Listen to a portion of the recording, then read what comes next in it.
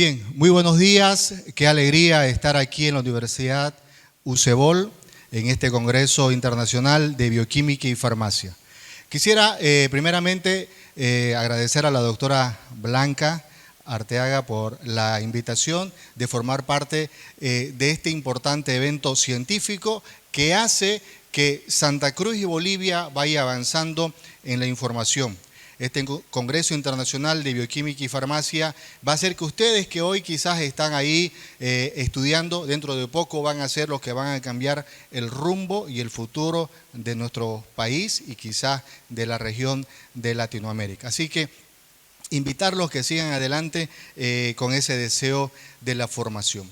Hoy quisiera recordarles, como ustedes escucharon, mi formación es bioquímico farmacéutico. He tenido la oportunidad de estar a cargo en la regencia farmacéutica y uno de los grandes peligros es el uso irracional de los AINES.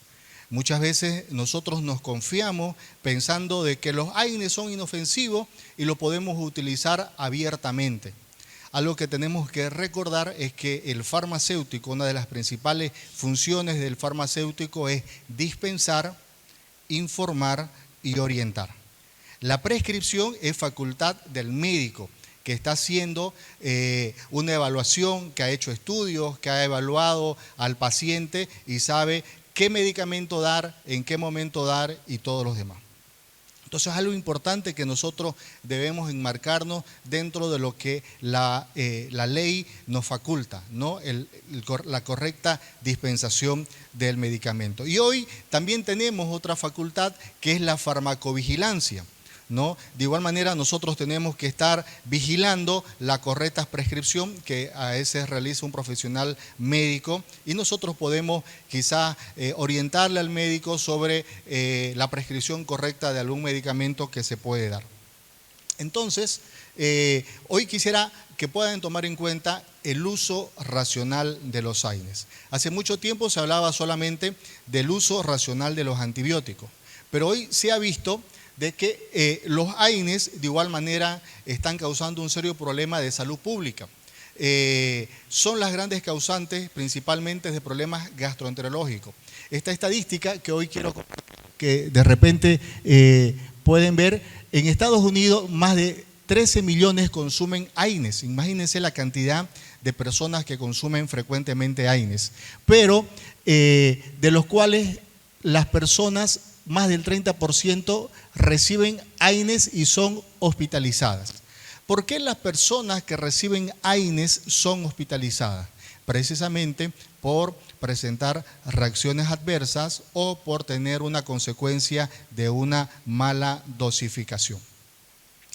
El 5% de los pacientes hospitalizados presentan sangrado gástrico por el consumo de los AINES.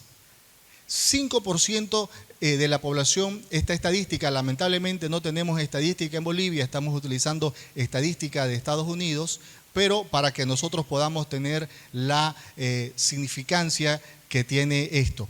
Personas que presentan sangrado gástrico por el uso excesivo o el mal uso de los AINES.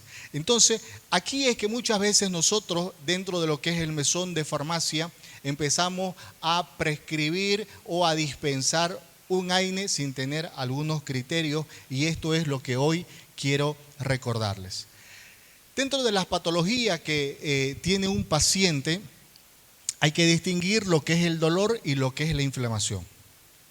Hay pacientes que tienen solamente dolor, hay pacientes que solamente tienen inflamación, hay pacientes que tienen muchas veces el dolor y la inflamación mixta. En algunos casos, por ejemplo, si el dolor es fuerte, no podemos utilizar los que son los opioides y podemos utilizar los AINES. Opioides como el tramadol, por ejemplo, que es un excelente analgésico. Y podemos utilizar AINES que tienen un gran poder analgésico como el ketorolaco. El ketorolaco dentro de todos los AINES es el que tiene mayor poder analgésico. Y cuando hay inflamación, tenemos dos alternativas para tratar una inflamación. Una de ellos es los corticoides y la otra son los AINES. Recordarles que los corticoides tienen tres acciones. Son antialérgicos. Alguien me decía, pero usted está equivocado. yo sé que los corticoides solamente son antialérgicos. Una de las funciones de los corticoides es antialérgico, de igual manera es antiinflamatorio y son inmunosupresores. Entonces, otra alerta, muchas veces se está utilizando mucho corticoides como antiinflamatorios, sobre todo para problemas articulares y problemas reumáticos. Recordemos que los corticoides son buenos antiinflamatorios, pero tienen muchas consecuencias, muchos efectos secundarios. Daño a nivel del sistema óseo, producen osteoporosis. Daño a nivel del sistema renal. Incrementan la glicemia, incrementan la grasa corporal, ¿no? Entonces, y bajan el sistema inmune del paciente. Entonces, tengamos cuidado de igual manera con el uso de los corticoides de manera frecuente y constante. Un poco para recordar lo que es la cascada del dolor, que de repente ustedes lo han podido ver.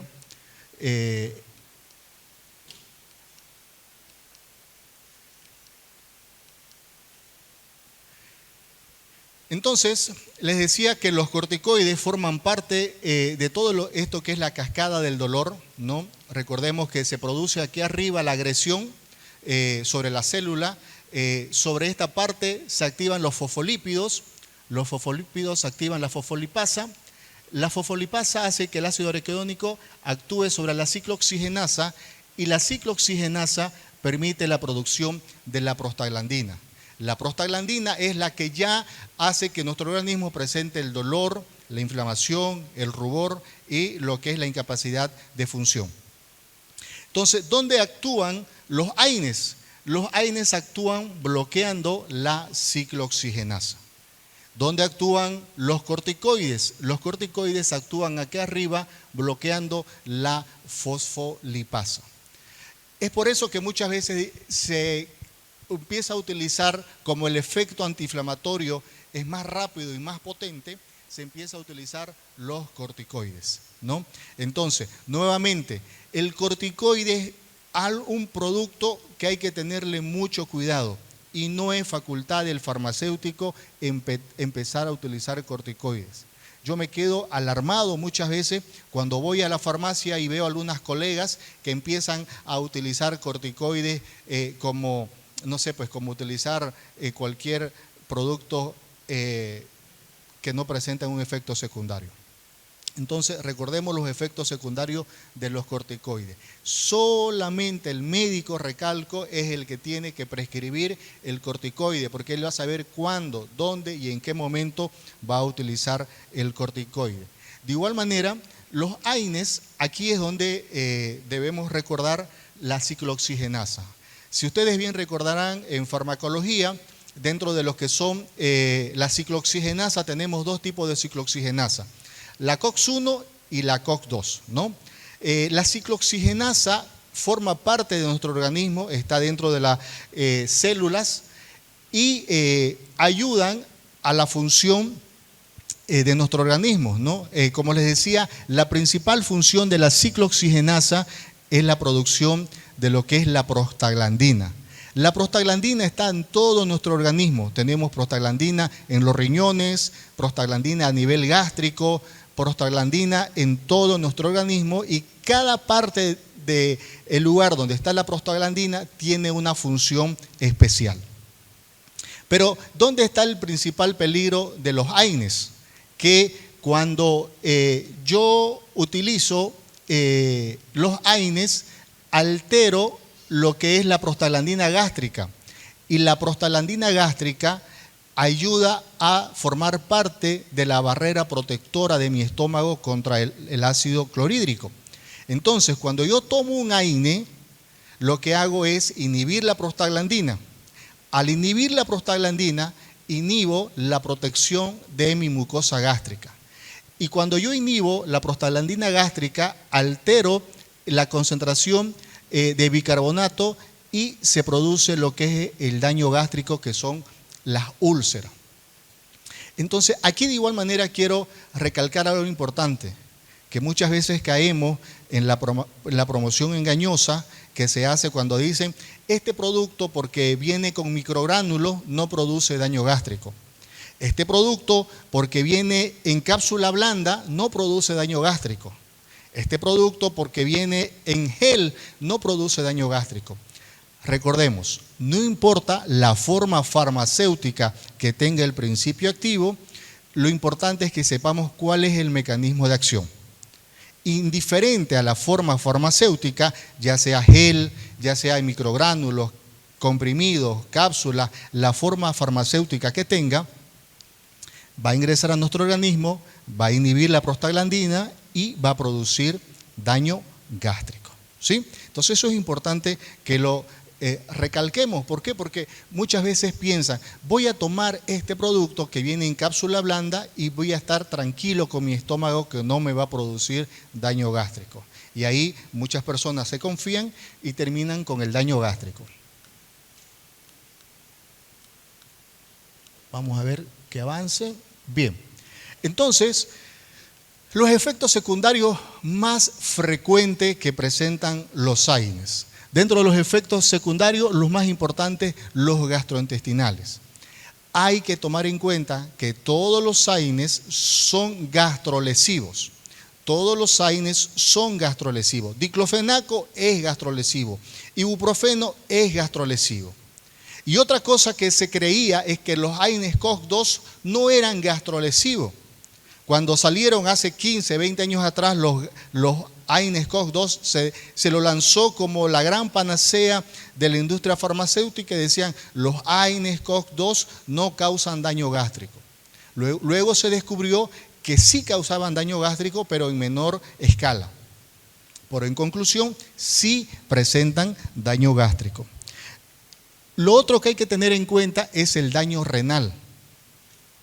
Si tengo un paciente diabético o está con un problema con una insuficiencia renal iniciando y yo le empiezo a dar AINES de manera consecutiva, voy a incrementar el daño renal. Y es triste ver cómo nuestras salas de hemodiálisis a nivel Santa Cruz, a nivel Bolivia, están llenas de pacientes con daño renal. ¿Y por qué es esto? Porque una de las causas es el uso irracional de los AINES. Los problemas cardiovasculares. Se ha estudiado bastante que hay una relación entre los AINES y los daños cardiovasculares. Y aquí, lo vamos a ver más adelante con estadística, uno de los AINES que causan más daños a nivel cardiovascular son los AINES COX-2. Es por eso que antes de prescribir un AINE COX-2, yo tengo que saber si ese paciente no tiene algún problema cardíaco. ¿Por qué? Porque si tiene un problema cardíaco, voy a incrementar el daño cardíaco en mi paciente. Las alergias. Muchas veces creemos que las alergias solamente se presentan por las penicilinas. Muchas veces pensamos que solamente las penicilinas inyectables son las que causan alergia y muerte. Pero los AINES presentan un alto índice de alergia, sobre todo en pacientes que ya tienen antecedentes de alergias, como ser los pacientes asmáticos. La otra vez me decía una señora con su aerosol, no sé por qué, tengo que usar cada rato mi aerosol. Y yo le digo, empiezo a hablar y conversar con ella, le digo, ¿qué está tomando? Y me dice, he tenido un problema articular y estoy tomando este antiinflamatorio. Entonces le digo, ese AINE es el que le está causando que se le incremente el cuadro de alergia y por ende se incremente el asma, su cuadro asmático, ¿no? Entonces hay que tomar en cuenta que los AINES de igual manera causan alergias. Yo no coloco aquí en mi farmacia inyectable penicilínica, me dijo una doctora, solamente inyecto diclofenaco y cosas así que son para calmar el dolor. Le digo, doctora, para empezar, en la farmacia no estamos facultados para inyectar. Y segundo, igual manera, el mismo cuidado que usted tiene con las penicilinas tiene que tener con los AINES. ¿Por qué? Me dice. Porque los AINES también le pueden desencadenar un shock anafiláctico. No, eso es mentira, mentira, yo nunca lo escuché eso, aquí usted me está engañando.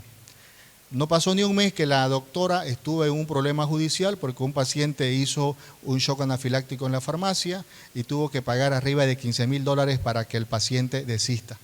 Entonces, igual, el cuidado. el mismo cuidado del riesgo de alergia y el riesgo de un shock anafiláctico se puede presentar con un AINES. Y alteraciones hematológicas. Los AINES son uno de los grandes productores de alteraciones a nivel hematológico. Para empezar, los AINES alteran la concentración de plaquetas. Por esto es que no se puede consumir AINES en el cuadro de dengue.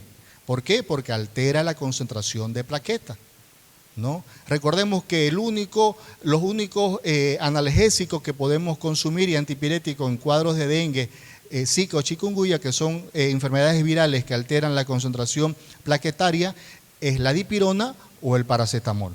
¿Por qué? Porque tienen baja acción a nivel de la producción de plaqueta. Los AINES alteran las plaquetas, producen una neutropenia y pueden incluso alterar la parte de lo que es llevar a un riesgo de sangrado, como les decía, en los cuadros virales. Entonces, ustedes conocen muy bien, yo sé que ustedes han avanzado, y tenemos ahí los AINES COX-1, los que se llaman no selectivos, y dentro de los más frecuentes tenemos la aspirina o ácido acetilsalicílico, ¿no? La indometacina, el piroxicam, el ketoprofeno, el ketorolaco.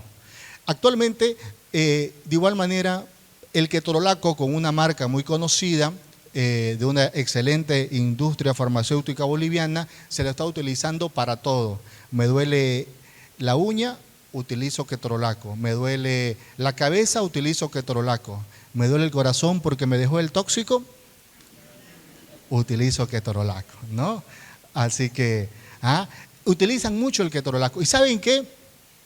Hay una concentración que están utilizando de manera excesiva, que es el ketorolaco de 30 miligramos sublingual, ¿no? Y lo están utilizando de manera, con las dosis no apropiadas. La otra vez me dice una señora, lo único que me ayuda en mi cefalea es este producto. ¿Y cómo lo está tomando? Me dice, yo lo tomo cada que me viene el dolor de cabeza. ¿Y cada cuánto le viene el dolor de cabeza? 3 veces o 4 veces al día, me dice. ¿Y de cuánto toma? De 30 miligramos. ¿Y quién le indicó eso? La doctorita de la farmacia. Para mechonearla, ¿no? Entonces, de igual manera tenemos los AINES COX-1, pero que tienen una preferencia hacia la ciclooxigenasa COX-2. Dentro de eso tenemos el meloxicam, ¿no? Que es el más conocido que tenemos en el medio, que se está utilizando bastante el meloxicam de 15 miligramos. Este producto, el meloxicam, produce menor daño gástrico, se puede utilizar por más tiempo.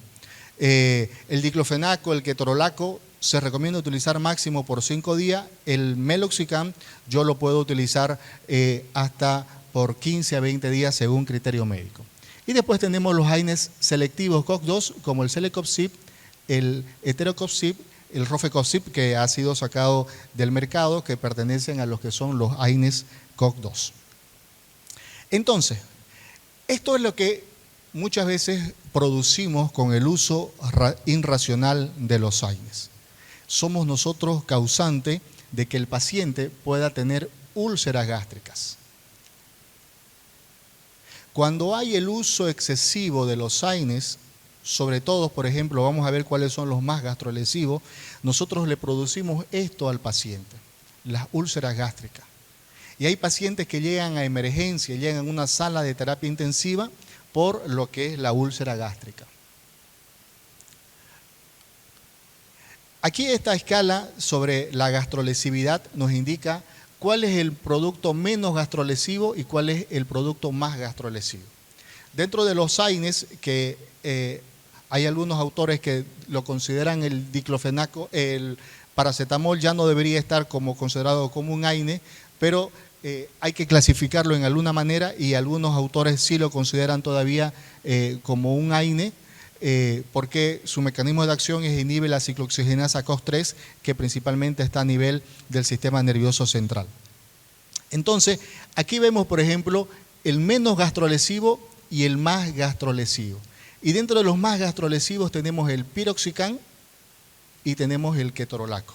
Esos son los AINES más gastrolesivos. el piroxicam y el ketorolaco. Entonces hay que tomar en cuenta el uso de estos productos, la dosis y el tiempo de poder utilizar el piroxicam y el ketorolaco porque son muy gastrolesivos. Y algunos de otros conocidos que tenemos, por ejemplo, el ibuprofeno y el diclofenaco. Aquí si yo tengo que elegir entre el ibuprofeno y el diclofenaco para evitar daño gástrico, es mucho mejor utilizar el ibuprofeno porque es menos gastrolesivo. Bien, entonces, les decía, otro riesgo que tenemos es el daño cardíaco, el daño cardiovascular. De igual manera hay una escala sobre el riesgo cardíaco vascular que producen los AINES y aquí les decía que los que producen más riesgo gástrico son los COX-2. Entonces al momento de indicar el médico de prescribir un AINE COX-2 tiene que saber cómo está el corazón, cómo está su riesgo cardíaco. De igual manera yo en la farmacia no sé cómo está el corazón, muchas veces ni le pregunto siquiera. Me duele la pierna, tómese Celecoxib, ¿no? Y le doy así abiertamente. Y ese producto puede ayudar a desencadenar un riesgo cardíaco. Había una empresa, Merck Shandong, que sacó el Rofecoxib en el año 2004, lo sacó como el gran invento de la industria farmacéutica americana, pero al poco tiempo se lo relacionó con la muerte de pacientes con enfermedades cardiovasculares. Y hasta la fecha se ha calculado aproximadamente más de 20 millones de personas que murieron por causa de este principio activo. Entonces, con eso se pudo evidenciar el riesgo de los AINES COX-2 sobre el daño vascular. Les decía el riesgo de alergias, ¿no? Los AINES producen alto nivel de alergia, sobre todo cuando yo ya tengo un antecedente que he presentado alergia de repente a la penicilina o alergia a algún principio activo, los AINES me pueden desencadenar una alergia, ¿no? Estos son los cuadros de alergia a nivel dérmico, me puede desencadenar un cuadro de asma, ¿no? Entonces, sobre todo hay que tener mucho cuidado de la dosis y qué producto utilizar, sobre todo en un paciente con asma. El uso en el embarazo. Muchas veces nosotros no preguntamos y no tomamos en cuenta el riesgo de la mujer embarazada de un AINES. Quiero recordarles que el único AINES o el único analgésico que está indicado en la mujer embarazada, en el uso de la mujer embarazada, es el paracetamol. Pero de igual manera se ha visto que hay un uso indiscriminado y abusivo del paracetamol en la mujer embarazada. Nuevamente, me duele la cabeza, estoy muy agotada, muy agobiada y le duele y piensan a tomar paracetamol. Y hay un estudio recientemente en España donde se hace la relación del paracetamol con el autismo. Y están tratando de sacar ya las conclusiones para ver qué relación hay del paracetamol con el autismo. Y en este estudio preliminar dice que la mujer embarazada que consume abusivamente el paracetamol durante el embarazo, la mayoría de los niños que tiene nacen con un cuadro de autismo. Y ustedes dirán, ay, con razón hay tantos niños ahora que están saliendo en esta última generación con un cuadro de autismo, ¿no? Los AINES, todos los AINES son categoría C en el embarazo. Categoría C en el embarazo. ¿Qué significa? Que hay que tomarlo con mucho cuidado, que solamente debe ser prescrito por el médico bajo riesgo-beneficio, porque se han hecho experimentos en fetos de animales y se han visto que hay algún daño para el feto. Los AINES, categoría C en el primer trimestre, pueden producir abortos. Cuando yo utilizo AINES de forma abusiva en el primer trimestre, puedo producir abortos espontáneos. Hay muchas señoritas, muchas mujeres que desean embarazarse y de pronto pierden la gestación. Y se ha visto que es por el uso abusivo de AINES que se ha estado consumiendo de manera frecuente.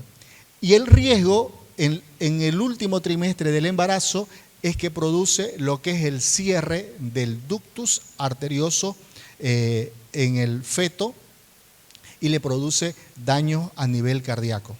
Este niño nace con una obstrucción a nivel de las válvulas cardíacas y tiene que pasar a una sala de terapia intensiva para tener complicaciones y muchas veces ahí se complica y el niño muere. ¿Qué llevó a esta complicación a ese niño? El abuso de los AINES. Entonces recuerden, todos los AINES son categoría C en el embarazo.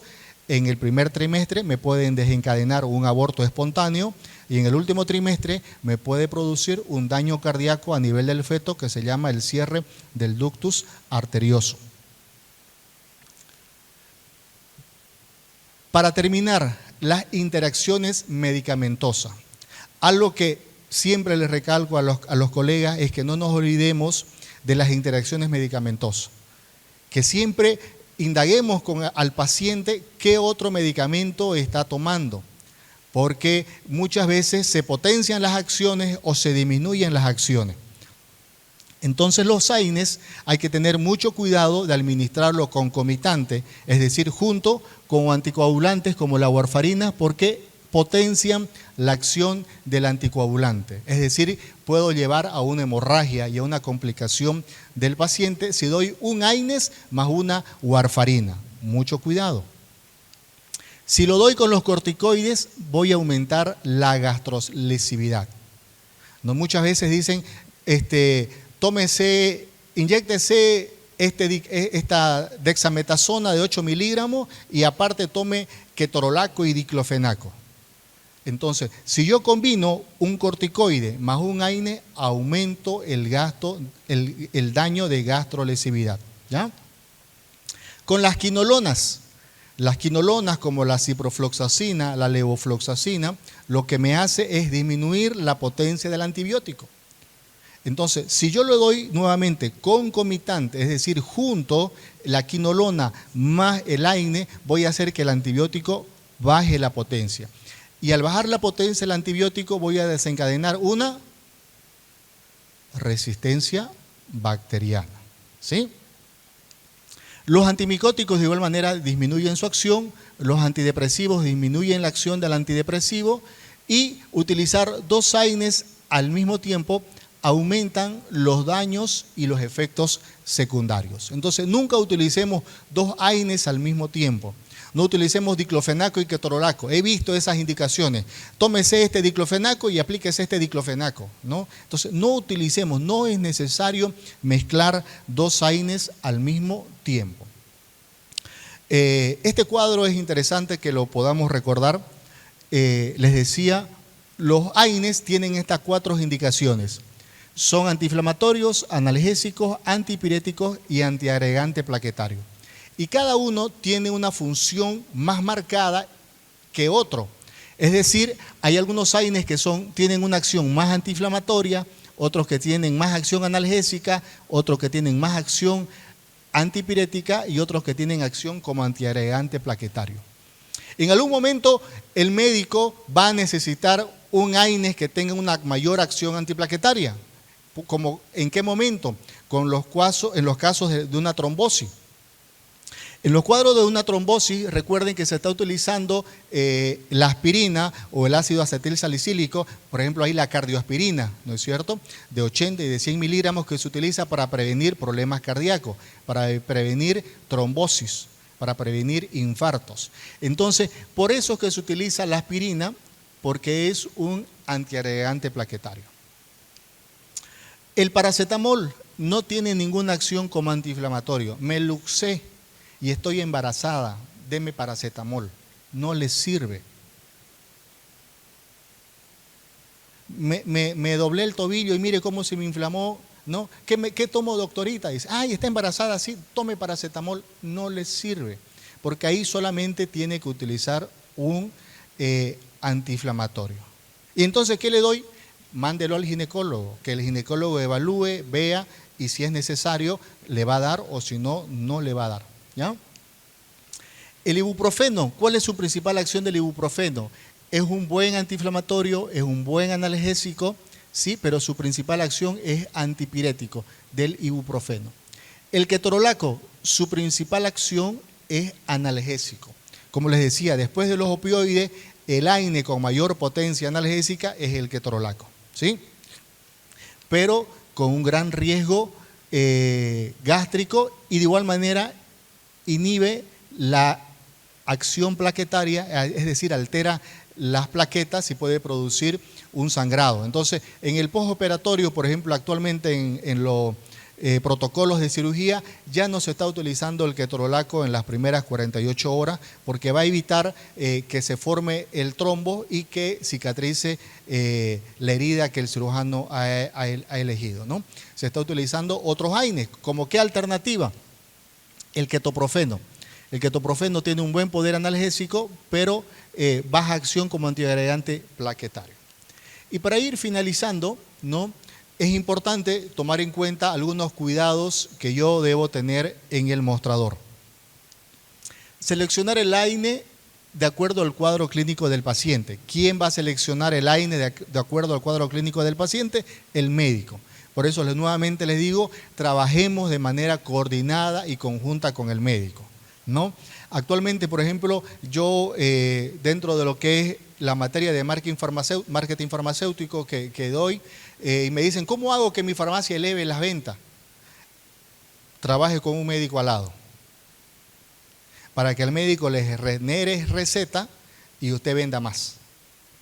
Es la forma. Y usted va a estar segura, va a estar protegida porque el médico le va a hacer una buena prescripción, ¿no? Entonces, si ustedes observan ahora, las farmacias que tienen al lado un centro médico o tienen una clínica son las farmacias que tienen mayor crecimiento. Tomar en cuenta los efectos secundarios importantes, no importa la forma galénica. Recordemos, no importa la forma farmacéutica, los efectos secundarios están presentes. Utilizar la mínima dosis posible. Por ejemplo, en el caso del ketorolaco, yo debo utilizar la mínima dosis posible. Antes se vendía el ketorolaco de 10 miligramos, luego salió el de 20 y ahora el de 30 vía oral. Entonces, yo debo hacer la titulación de la concentración. Si yo puedo controlar el dolor y darle la concentración analgésica al paciente con 10 miligramos, debo utilizarlo. Si puedo con 20, puedo utilizar con 20. Es decir, que debo tratar de utilizar la menor concentración posible.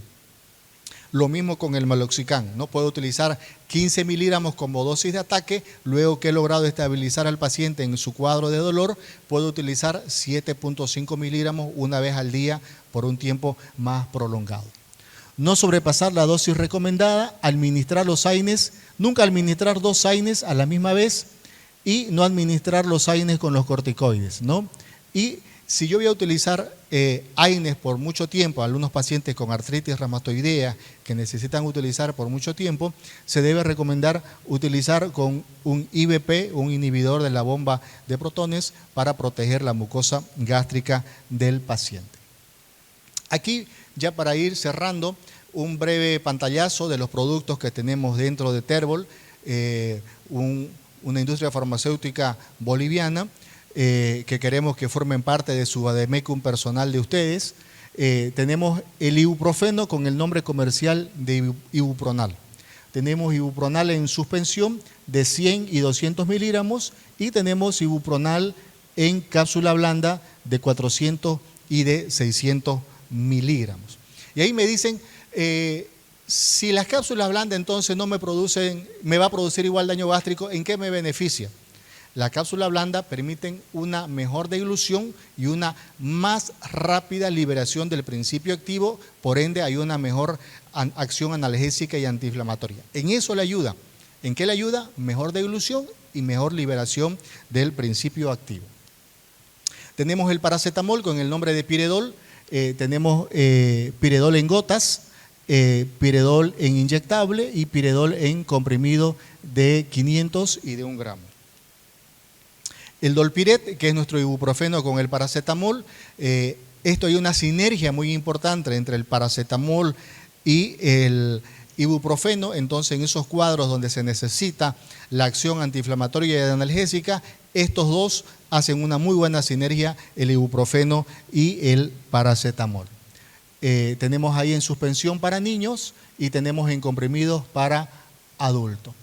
Y de igual manera nosotros tenemos nuestro ketorolaco, el AGESIC, tenemos AGESIC de 20 miligramos en comprimido, en inyectable de 30 y de 60 miligramos. Aquí me detengo en el ketorolaco. La dosis recomendada del ketorolaco en comprimido vía oral, la dosis máxima es 60 miligramos día.